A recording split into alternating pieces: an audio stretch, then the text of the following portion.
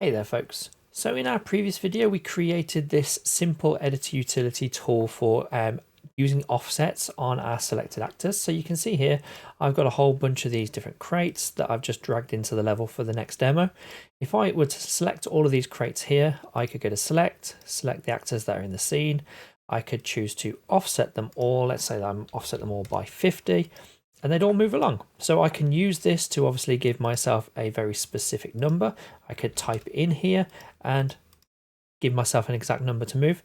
But what about if I want to break up any kind of uniform patterns? You know, these assets here are all coming from a goblin camp.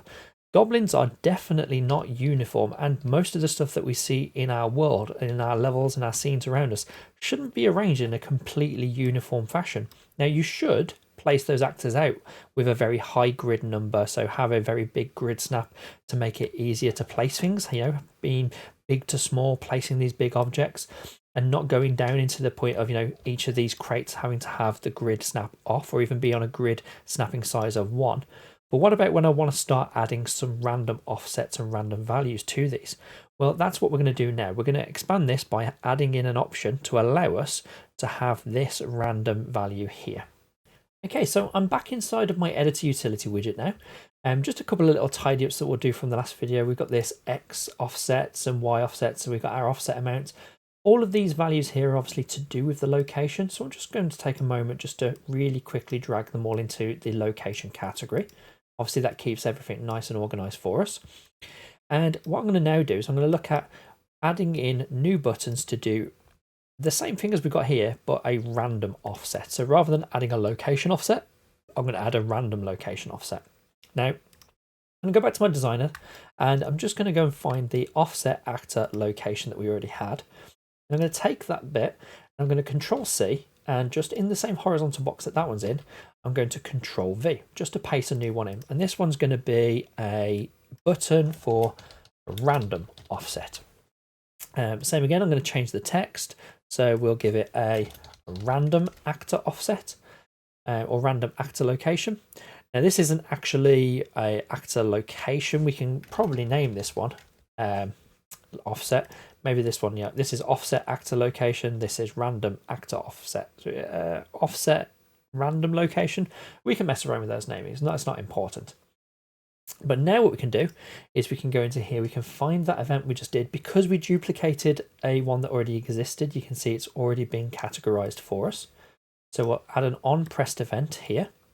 And let's just drag this over, move these down a little bit because this can appear right next to this one. And the reason for that is because we're pretty much going to do all of the exact same process. So I'm just going to take this, I'm going to put it into there. So we have the exact same process running. But rather than doing our add location offset, I want to do a random offset this time. So what I'm going to do is I'm going to actually take the add location offset function that we have. I'm going to right click it and I'm going to duplicate it. And I'm going to call this one add random lock offset. Yeah, so this one's a fixed location offset. This is our add random one. Now we can see we're in the right one because the function name here says add random lock offset. We're also in the correct tab, so we can see there. And what we're doing is we're adding this offset amount.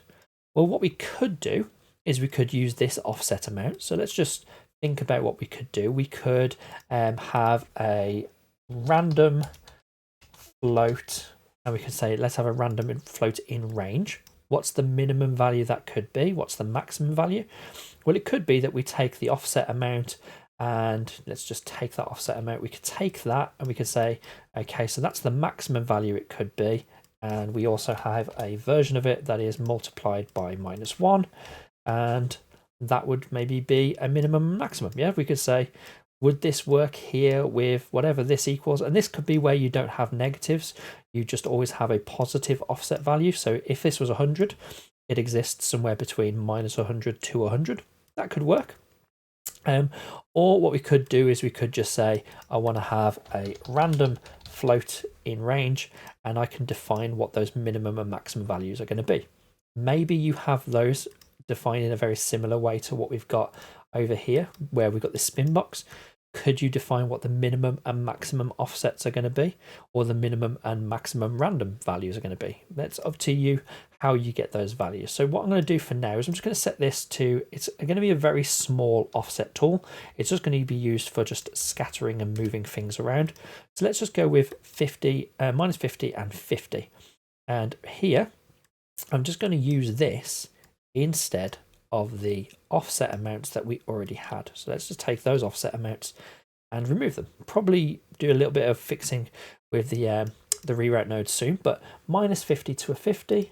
Let's see what actually happens. Well, we're going to go into the event graph first and just change this add location offset to instead be add random location offset. And the idea being now that when this adds on, if the boxes are ticked, it will add a positive or a negative amount to each one of those. So we've got all our crates. I'm going to select my crates in the scene. Do I need to just compile and maybe update this here? Let's just take these crates again. So where's all my crates? There they all are. I've got all the crates. Select the actors in scene. We've got 16 crates. That's perfect. We're going to select them on the X, and I'm going to add a random actor offset, and every single one of them has moved at a minimum and a maximum value. And this could be where it would be nice to have a defined value for this, because obviously some of them are moving into each other. But you can now go into here and do little bits of tweaks yourself. You know, just that one move in there was enough. But now you can see every single one of those has a completely random value to that. And just to show you that it does work, I've just gone into here. You can see we've got the add random float that we just did. You can obviously feed in your minimum maximum yourself, but I have also got this option here. So I've held down control and just dragged that connection here.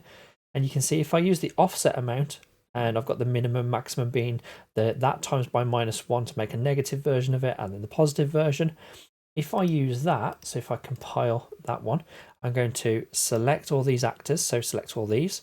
I'm going to go to Y, and I'm not going to go to 100 on this one. Let's go with something like 15.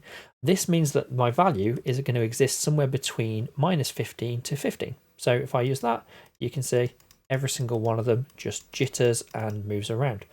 Yep, some of them do move into each other because obviously I haven't got anything to stop them doing that, but we can do a couple of quick fixes on there. And there we have got a completely random layout of all these crates. So rather than having to go through and manually move every single one of these to get them into a new location, we can go through here, and rather than even changing our snapping, we can use this value here to go through and say, cool, I want to be able to move all of these up and down. Let's say they're trees or foliage. I want to be able to move them up or down on a random actor offset of 5. Yeah.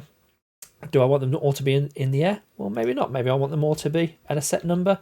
So we can use the offset actor amount to move them up or down a set amount. So we can say, I want them to always move at a set value here. And you can see they all move up or they all move randomly.